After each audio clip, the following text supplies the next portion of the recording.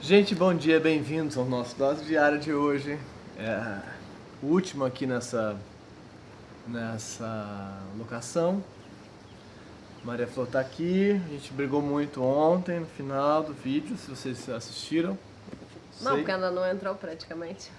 Agora, acabou de entrar. Acabou de entrar. Foram 18 horas para entrar o O Manuel vídeo. ficou muito O desesperado. Manuel ficou muito desesperado. E esse é o nosso último, quando esse aqui entrar, a gente já vai estar em casa de volta. Ufa. Por que ufa? Porque aí a gente vai ter internet. E aí você vai poder trabalhar e não vai ficar Te me infernizando. infernizando a vida. Enfim, mas então hoje eu Porque queria... o quê? O que faz o Manuel infeliz de verdade? O Freud não sabia. É não ter internet. Ter que botar um vídeo, subir um vídeo no YouTube e não ter como E subir. tem todos os e-mails da autoescrita que eu não consigo responder, Todos que os é e-mails muito... que ele não consegue responder. Eu tenho... Então, hoje a gente vai... Essa série sobre o mal-estar na civilização começou falando sobre culpa. As pessoas queriam, então, como é que se livra da culpa? E eu falei, bom, para pensar sobre culpa, acho que a gente tem que pensar sobre como é que os nossos desejos se estruturam em relação aos outros e no campo social, relacional, e aí fui parar aqui. Então, esse sofrimento meu de não conseguir botar a coisa e tal tem a ver com uma coisa que é a estrutura de consciência, da culpa, da consciência moral, por assim dizer, o que a gente... O superego, né, se o que o Freud vai chamar, essa nossa consciência, essa impressão de que tem algo de errado que está sendo feito, que a gente está devendo alguma coisa e tal. Bom, então, especialmente no capítulo 7 desse texto, ele trata bastante do que é o superego, a culpa e a função dele para o campo social. Mas vamos com calma, sei lá, voltar atrás. Você lembra onde a gente parou ontem? Na briga dos chineses. Ah, os chineses. Fiz a cartela agora.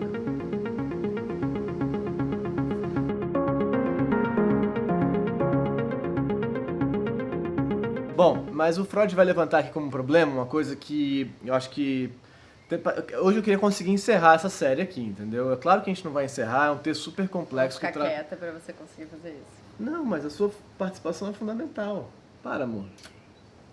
A Flor ontem estava defendendo que a perspectiva do Freud do que é satisfação e vida e tal é uma perspectiva eurocêntrica, machista, masculina, do século XX, específica e tal, e aí estava dizendo que a vida não é necessariamente assim. Do início do século. Do início do século XX, da Áustria, de um homem médico e tudo Machista, mais, classe eurocêntrica, média, tudo blá blá blá. classe média alta, Tá. altíssima. Então hoje ela fez yoga.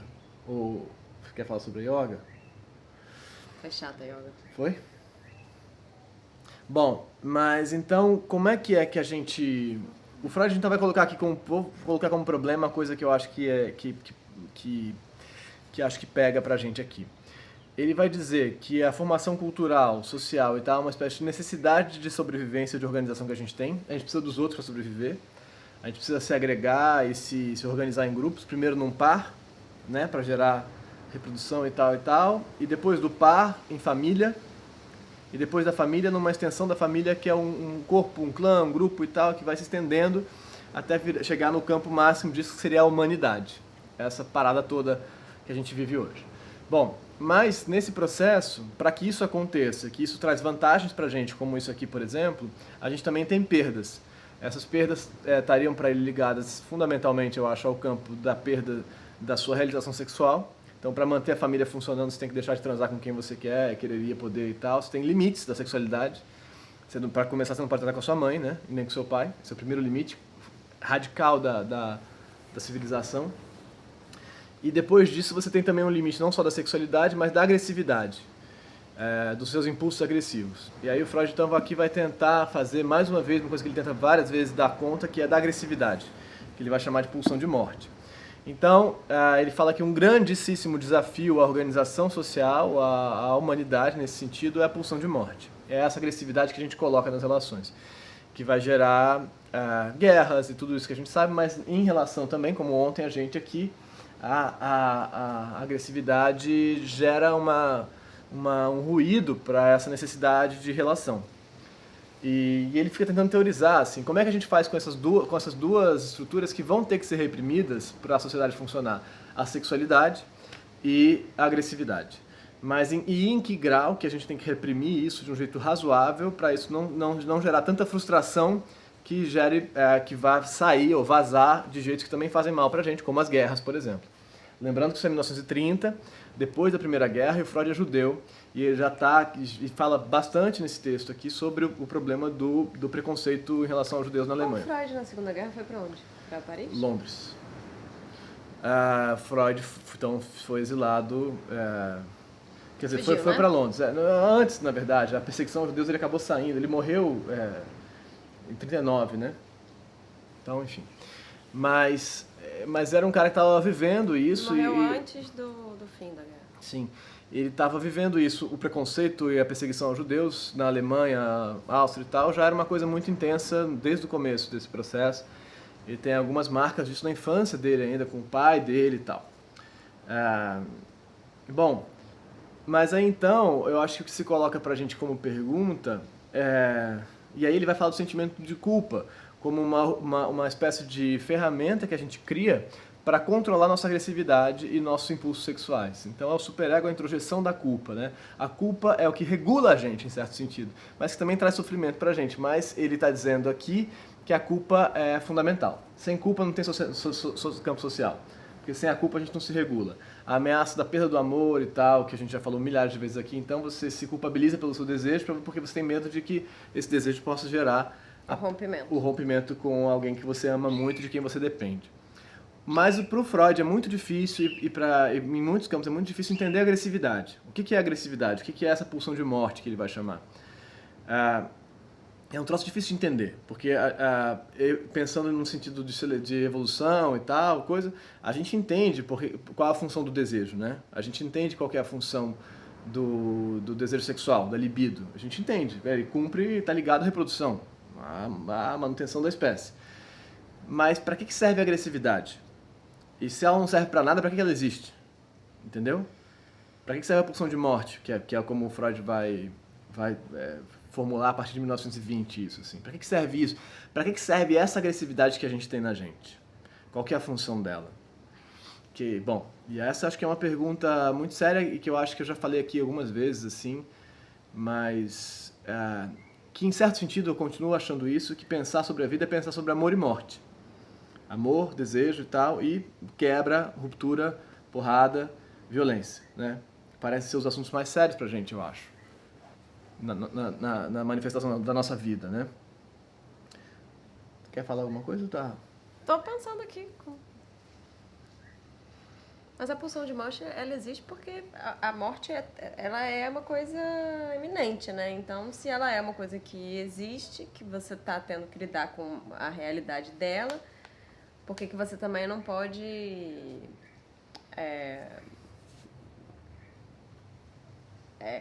fazer isso de uma forma do seu jeito, né? Colocar isso, lidar com isso, né? O Lacan vai pegar depois isso e a pulsão de morte vai investir nessa ideia, assim, né, de que em certo sentido toda a pulsão, todo o impulso para a vida é também um impulso para a morte. Pois é. Tudo também que te dá, que te coloca no risco, no sentido de estar vivendo, estar vivo e estar se arriscando e de certa forma também tem a ver com a sua pulsão de morte, né? Então, quanto mais você deseja, mais você se aproxima de morrer, né? Nesse sentido, assim, mais você... Mas tô aqui falando de uma coisa específica que é a agressividade, a violência, sabe? Como que isso opera, que retorna pra gente, como culpa, como culpabilização, punição, e como que vai pro outro tantas vezes, como a perseguição aos judeus, por exemplo, que você localiza naquele povo, naquela galera... Ou como o nosso presidente, que tem uma pulsão de morte realmente... Em relação a tudo que é diferente em relação dele, a tudo, né? que ele não consegue entender. Isso. Ou como a lógica cristã cria o diabo, né? Para virar o problema, né? Então você... É meio que como se Deus precisasse do diabo, assim, né? Para ele fazer sentido, assim, né? Nessa ideia. Sendo simplista, né? Mas... Não... Bom... Não, precisa, porque o diabo cumpre a função da pulsão de morte, assim, cumpre o problema, você empurra lá, e aí você pode atuar a violência em relação a ele, aquilo que tem que ser expurgado, e aí o pecado está ligado a isso, né? Então, né? Mas... Há coisas que são do diabo, né? Coisas que não são do bem. Isso. E, bom, Mas eu acho que tem uma coisa que o Freud não sabia lá, e aí eu vou retornar àquele negócio que eu já enchi seu saco bastante aqui também, que são os tais dos instintos, os afetos instintivos, e que, então, que eu já falei bastante aqui, quem quiser pesquisar, procura aí o Panksepp, que é um cara que faz uma organização boa deles, assim, que é P-A-N-K, S-E-P-P, P-A-N-K-S-E-P-P, que são os 7 instintos que determinam todos os mamíferos, né? Que estão em todos os mamíferos, mas que em nós vão virar uma complexidade muito maior porque a gente faz linguagem, né? Porque a gente faz transmissão cultural, evolução cultural, história e tudo mais. A gente constrói tudo isso, mas tem neles uma coisa que é importante notar. Eles então são raiva e medo, guarda aí, raiva e medo, buscar, tem um instinto de buscar, satisfazer, raiva e medo, buscar, satisfazer é um outro instinto que é da satisfação, que tem a ver com o princípio do prazer, totalmente para o Freud, encontrar satisfação, gozo, e aí depois tem o cuidar, é o instinto de cuidar, e a vontade de ser cuidado, que é o attachment, que é essa ligação, e daí vem a ameaça da perda do amor, o abandono como o grande trauma, tá ligado a esse instinto que todos os mamíferos têm, e o último é o play, que é o brincar, o brincar. Todos os mamíferos têm medo do abandono? Todos. Tem ansiedade do abandono, né? Cachorro aqui e tal. A gente aqui tá vivendo esses dias com muitos cachorros, né? Você fica olhando eles funcionando, é muito engraçado, assim, as dinâmicas. Mas aí vou chegar num ponto... É que eles, ao mesmo tempo que eles têm medo de... Ratos têm medo do abandono. Pra ser mais radical, assim, vou logo pro rato. Cachorro é fácil, né? Mas... Bom, e tem o último que é o brincar. E o brincar também tá em todos os mamíferos. Ratos brincam. Bom, todos os mamíferos realmente brincam, né? Sim. Esse eu consigo ver mais do que o abandono? Você viu o cachorrão lá embaixo? Desesperado. Porque você sai. Porque eu saio. Não é que ele tá com fome naquela hora, é que ele vê a perspectiva de ser abandonado. Mas esses cachorros aqui, eles não têm tanto medo do abandono, que eles rapidamente substituem o que... Porque eles estão num grupo, né, de cachorros. Que eles já pertencem, né? Mas aí, então, o brincar cumpriria uma função que é para testar hierarquias. No brincar, todos os mamíferos testam hierarquias. Quem fica por cima, quem fica por baixo, como é que é e tal. E aí eu vou entrar num campo que eu acho que muita gente aqui vai falar, pô, mano, sério? Hierarquia, bicho? Eu sei que gera problema, mas vou lá. Por quê? Tem alguns teóricos que defendem que a hierarquia é um dos instintos fundamentais. Estabelecer hierarquia. E tem alguns teóricos que vão defender que a história da humanidade é uma história de conquista de território e estabelecimento de hierarquia dentro desse território. Então você quer achar o melhor território possível para você, para ter acesso a comida, bebida e tal, fontes de manutenção da vida. E assim que você encontra esse território, estabelece ele, você estabelece uma hierarquia para quem que vai ter o melhor acesso aqui dentro desse território. E aí, vamos dizer assim, ao acesso aos objetos sexuais também, né, ao outro, né? Então, no sentido dos mamíferos, quem que vai ser o macho alfa e tal e tal. E quem que vai ter acesso à comida, à bebida primeiro e tal e tal. Então, a hierarquia seria um instinto também fundamental. E aí, nesse momento, eu já sinto as pessoas falando, hierarquia? Caramba, não, a hierarquia é variável, a cultura ressignifica tudo isso e tal. Eu sei, mas a hierarquia e a luta pelo estabelecimento da hierarquia, quem manda em quem, como se estabelece o poder, e a raiva, a conexão disso com a raiva, quando você perde o acesso a uma coisa, e a frustração que surge em relação a isso. Para mim, nessa articulação entre a hierarquia, a raiva e a ameaça do abandono, muita coisa acontece. Vocês estão para entender o que eu estou querendo dizer? Tá dando? Então você entra lá, você nasce num grupo, uma família. Nesse grupo tem uma hierarquia estabelecida, nessa família, né? Qualquer que seja ela, pode ser o pai que manda, a mãe que manda e tal, não tem pai, não tem mãe. São complexíssimas os estabelecimentos de hierarquia nos nossos grupos humanos. Beleza, ele está dentro de um outro grupo, que é um grupo, uma cidade, um grupo, um clã e tal, e vai abrindo e tem hierarquias nele, que são variáveis. Mas nessa hierarquia você está num lugar dela. E esse lugar, em geral, você não quer estar nesse lugar. Você quer estar num outro lugar dessa hierarquia, percebe? Você quer ter um melhor acesso a alguma coisa, a um bem, a um outro, a alguma coisa que está... Porque tem a ver com o search, com a busca. Só que, nesse processo de querer ter melhor acesso, alguém tem melhor acesso do que você, então retira esse objeto de você. Raiva. Daí a agressividade, a raiva de ser privado daquele objeto de desejo. Né? Então você queria aquele pedaço de carne, mas o seu irmão mais velho pegou antes, porque ele é mais forte do que você, sendo muito simplista, tá? Ou o fulano mais rico, que tem os meios de produção, pegou antes, e você então detesta aquilo. Por que ele tem direito a isso e não eu? Aqui, por exemplo, situação de poder aqui no lugar onde a gente está. De hierarquias. São muitas hierarquias diferentes das nossas. Então a gente percebe isso com muita clareza. Então, a partir daí, então, você a violência por essa retirada. Por a raiva que vem daí, mas ao mesmo tempo que tem a raiva disso, por exemplo, o pai, esse pai primitivo que o Freud cogita lá, que a gente pode discutir facilmente, mas tem um pai primitivo que tem acesso a todas as fêmeas, que é o pai lá do Totem Tabu e tal, que é um outro texto dele, mas que ele retorna a ele várias vezes, que está ligado a esses mamíferos, né, o leão dominante lá e tal. Mas então você tem muita raiva desse pai que tem acesso a tudo, que tem primeiro acesso à comida, ao amor e tal. Então você detesta ele, você tem raiva dele porque ele te priva de coisas, mas ao mesmo tempo, atacar esse pai te ameaça a perda do amor desse pai, o abandono.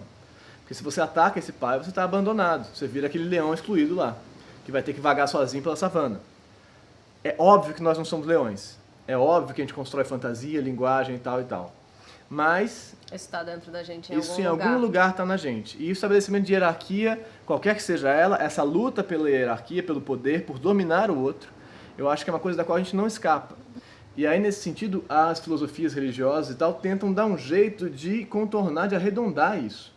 E falar, calma aí, veja bem, rever isso aqui. Você está sempre abaixo de Deus, ou de algum Deus. Exato, mas tem um mestre que é humilde, mas que é um mestre, que você então admira, se identifica com ele, quer ser igual a ele. Você segue o seu percurso religioso admirando um mestre, sempre tem um mestre, ou quase sempre tem um mestre. E diz aí uma religião que não tem uma figura de referência com a qual você se identifica e que te dá potência para seguir esse caminho. Não existe. Não existe. A religião é baseada nisso. Sim, mas mesmo quando não tem um Deus, tem o Buda, que é o cara que disse tal lá as coisas que ele disse, que viveu a vida que ele viveu, os 7 dias de meditação lá dele, de privação dele daquilo tudo. Então, nessa articulação que o Freud não conhecia, acho que a agressividade surge como uma luta para quebrar essa hierarquia. Em função da raiva que essa hierarquia gera na gente pela privação do acesso ao que a gente deseja e da não satisfação do nosso desejo. Estão percebendo o tamanho da encrenca? Então, nesse sentido, necessariamente tem frustração em organização social. Necessariamente tem. A gente não vai achar uma que não tenha, mas a gente pode pensar algumas que sejam menos escrotas. Isso sim. E essa é uma dúvida que ele coloca também, muito fortemente. Porque, uma pergunta simples, por que as abelhas não têm história e cultura? Porque elas não têm desenvolvimento, elas ficam lá naquela organização, tem abelha tal, tal, tal, tal. Qualquer outro grupo de animal não tem desenvolvimento histórico. Eles são iguais, basicamente. Um grupo de cachorros hoje, um grupo de cachorros 100 anos atrás é mais ou menos a mesma coisa, assim que funciona. A gente não.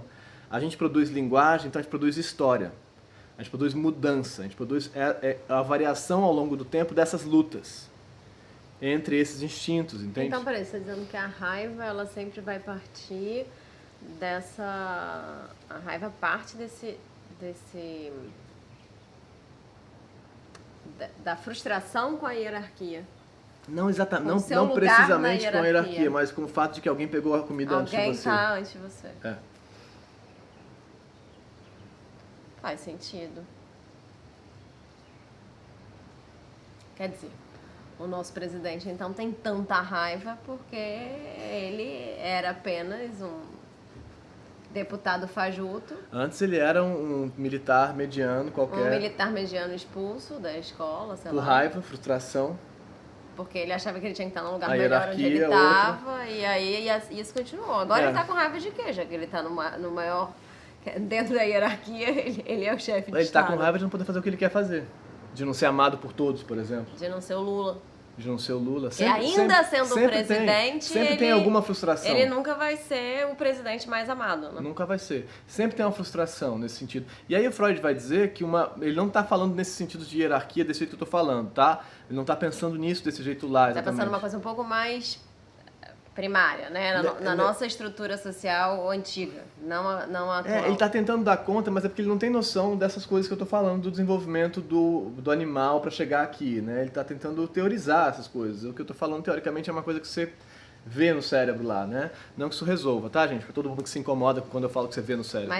Mas isso tem a ver com a pulsão de morte também, você diria? Porque a raiva tem a ver com a pulsão de morte. É porque, pra mim, não tem pulsão de morte no sentido que ele coloca. Aliás, isso é uma... Outro dia eu estava falando com a minha mãe sobre isso tudo, sobre esses instintos, e ela falou, mas e a pulsão de morte? Eu falei, pois é, a pulsão de morte, como a gente entende, é uma articulação entre desejos que são conflitantes e ambivalentes e que não podem existir. Então você várias vezes acaba retornando para você a agressividade que você não pode colocar lá. Sim. E aí a gente tem o masoquismo. Pode exercer, né? E a gente tem culpa, masoquismo, tudo que vem daí. Masoquismo está ligado a um componente sexual. Mas a relação com o superego, essa punição é masoquista, essencialmente. A nossa vontade de se autodestruir, por exemplo, né? Sim, exatamente. De se fazer mal. Exatamente, de se machucar. De se machucar, mesmo que não seja, sei lá... Sexual, ou o quê? Mesmo que não seja se machucar, se cortar e tal. Cortar, mas você não, sabe se punir. Você sabe que você não deveria fazer aquilo, mas você faz. Você faz e se pune. Se Aí é o arrependimento. Aí o Freud vai diferenciar a culpa de arrependimento, que é uma outra coisa muito legal também, que é uma diferenciação interessante. Mas eu, por exemplo, me culpabilizo profundamente por não conseguir fazer o que eu estou me propondo a fazer. Mas antes disso, me propus a fazer uma coisa muito difícil para fazer, para que eu possa me culpabilizar e me fazer isso comigo. Isso aqui, eu sabia que ia ser dificílimo conseguir fazer esse negócio aqui. Mas você falou, não, vamos lá, eu vou conseguir. Eu vou passar os meus dias na praia sem ver a praia, para ficar tentando dar conta do que eu tenho que fazer. Isso regula o meu desejo descontrolado, nesse sentido, né? Porque a culpa regula o desejo. Mas eu ia falar uma outra... Como assim? Não, a culpa é um regulador, a culpa é uma rédea. Sempre. Sim, a culpa regula o desejo. Mas o que faz a gente não comer até morrer. Exatamente. Mas, então a culpa é uma função introjetada da ameaça da perda do amor. A culpa é uma função introjetada da ameaça da perda do amor? Por quê? Pensa nesses sistemas lá. O fundamental aqui é a ansiedade pela perda do amor, pelo attachment, né? Então, quando você faz uma coisa e sua mãe te olha e fala, o que você vai fazer? Tá fazendo isso? Você fala, ela vai me abandonar. Então, isso entra na gente. E aí isso te dá culpa. Isso te dá culpa. Isso é o modelo da culpa. E você fica culpado. Isso é o modelo da culpa. Então, mas é a culpa em relação, por exemplo, a isso, a comida ou a bebida? A Flor tá com o maiô da Julia Roberts, vocês estão notando. Ela desistiu da coisa do... Ela tem menos culpa. A Flor tem menos culpa do que eu, muito menos. É muito maravilhoso isso. Mas fala, que você fala da comida. Não, porque eu, por exemplo, muita gente acho que é uma culpa comum a todos nós, né? A coisa da comida. A vontade de comer, né? De botar pra dentro, de tentar com a comida ou a bebida apaziguar alguma coisa, alguma falta lá sua, e depois você se culpa. E essa culpa, na verdade, faz depois, pra ele, depois você se arrepende. Depois você se arrepende. A culpa só vale quando você não fez. Pra ele, tá? Pro Freud. A culpa do depois é o arrependimento. Então assim, se eu quero... É o mesmo modelo, mas é diferente. Eu quero trair minha namorada. Culpabiliza. Se culpa por querer trair a namorada. Isso, porque o seu superego sabe, ó. Ele tá lá vendo, tá vendo tudo. O superego é o cara do 1080 do mundo novo. É o Big Brother. Ele sabe de tudo. Então, na verdade, você deseja trair sua namorada. Tá. Não trai sua namorada. Não, jamais. Porém, você já está culpado. Já sou uma pessoa horrível, porque desejei. Mas aí complica, né? Mas isso é a gente, né? Isso é a gente. Mas então a gente deveria aprender a ser menos culpado. Claro, metade das pessoas que me escreve tá em situações de culpabilização. Mas então, se você teve culpa, ficou culpado, mas traiu a sua namorada. Se arrepende. Você só se arrepende. Só se arrepende, se pune, vai lá e faz a expiação. E se você não se arrepende? É possível aí alguém você não é um se arrepender? psicopata. Se você faz algo que é condenável, que te ameaça a perda do amor e não se importa, você é um psicopata. Nesse sentido, tô sendo radical, tá?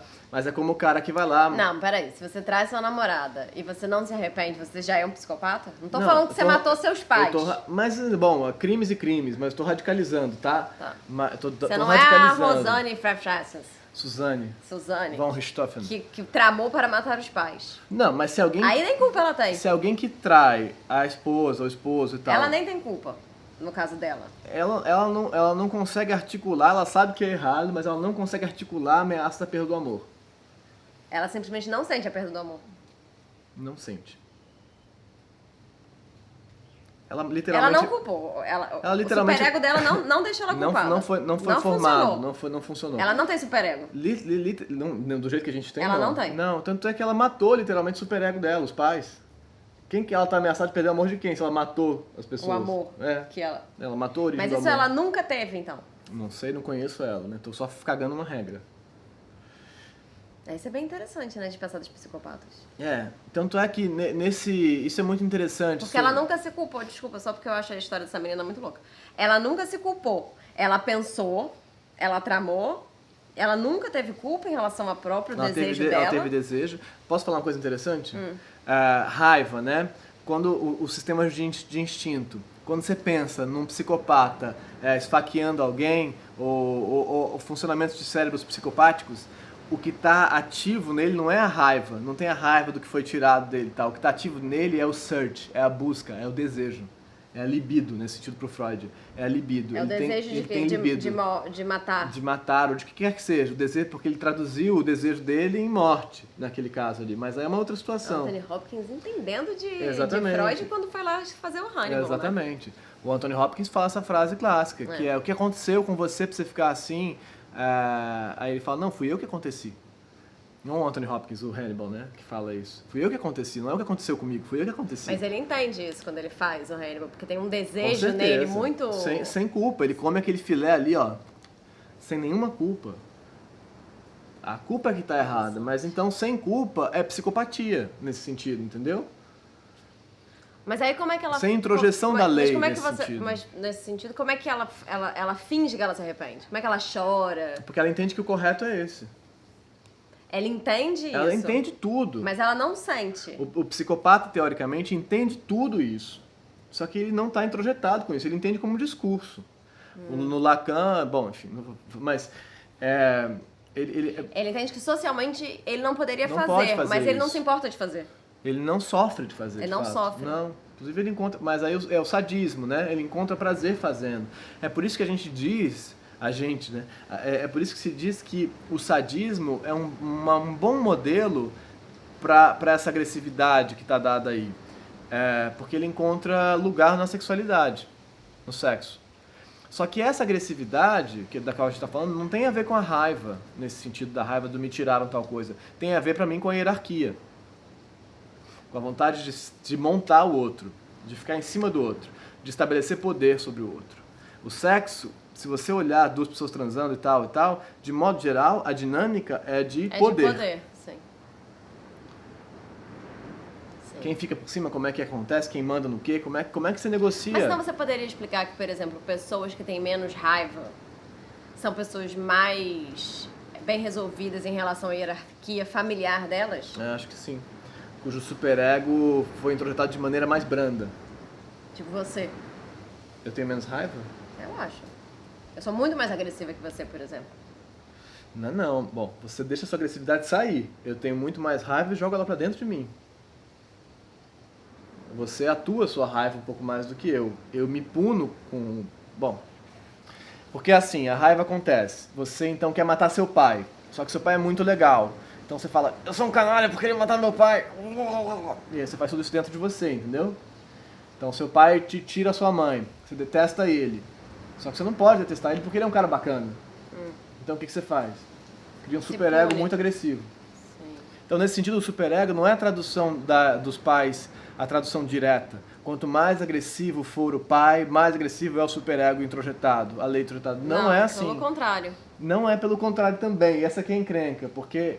Bom, aí o Freud vai defender um meio termo, né? Que se o pai é... Nesse sentido, se o pai é muito brando, se é figura parental, figura de lei é muito branda, você então vai se punir mais, porque você vai ficar mais culpabilizado por querer matar essa figura tão legal como você. Tão legal. Ou seja, se ele for mais escroto, melhor pra você. Mais fácil um pouco. Mais fácil de você odiar ele. Tem razão, né? Ele te batia mesmo, aquele canalha.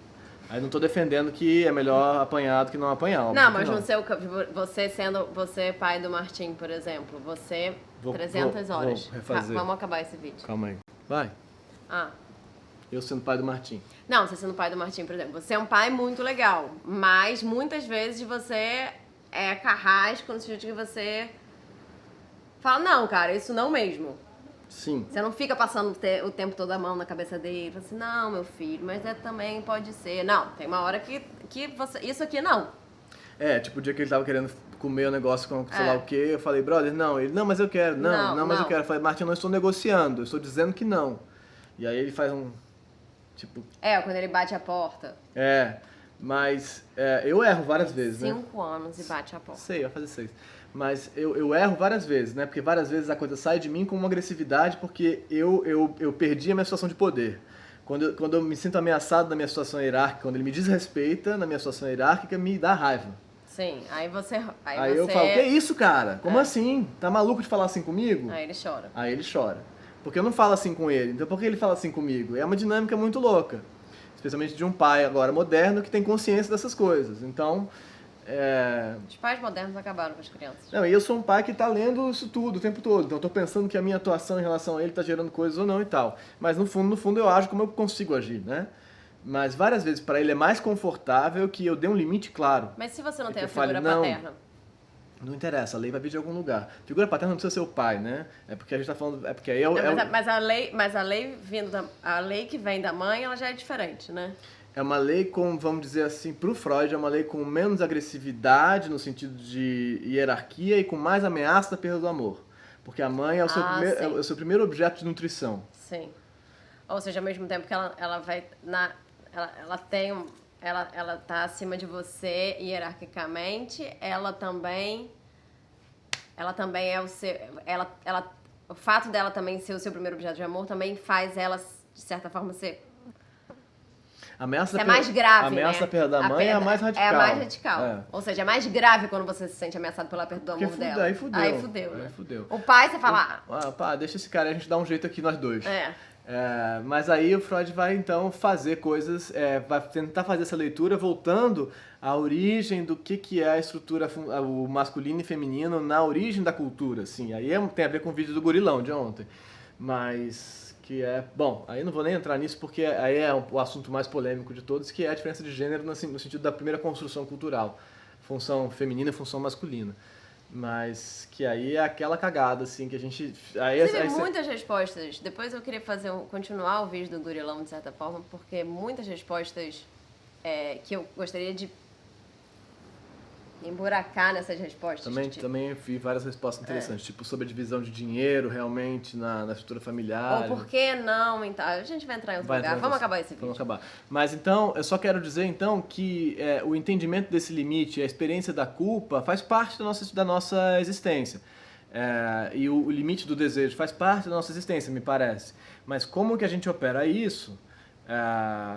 Para que o entendimento de que o desejo existe, de que ele tem que ser limitado, não faça você viver uma vida de carrasco de si mesmo, isso é o mais importante, eu acho. E entender que a culpa, ela existe na medida em que ela serve para delimitar, para dar algum tipo de contorno para o seu desejo, e não que a culpa precisa ser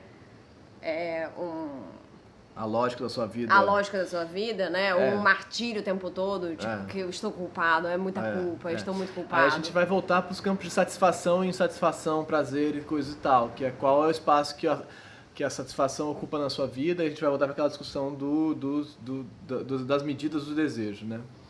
Que é também complexo. Mas... Eu tô culpada...